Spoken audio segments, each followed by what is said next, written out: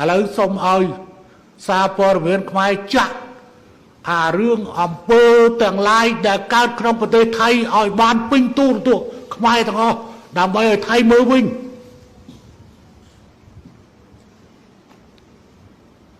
ដែលបានអក្រិតកម្មកើតនៅក្នុងប្រទេសថៃ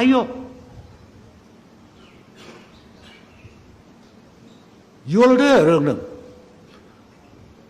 កម្ពុជាបានធ្វើការអត់ធ្មត់ដើម្បីពង្រីកកិច្ចសហប្រតិបត្តិការបក្រាបទាំងអស់គ្នាប៉ុន្តែលោកជំទាវយករួចខ្លួនហើយមកដាក់កំហុសឲ្យកម្ពុជាទទួលយកអត់បានទេលោកជំទាវធ្វើកំហុសធ្ងន់ធ្ងរណាស់អាបញ្ហាហ្នឹងលោកជំទាវស្ដោះព្រោះឈាមដាក់គេប៉ុន្តែលោកជំទាវភ្លេចថាឈាមនោះវាចេញពីខ្លួនរបស់លោកជំទាវ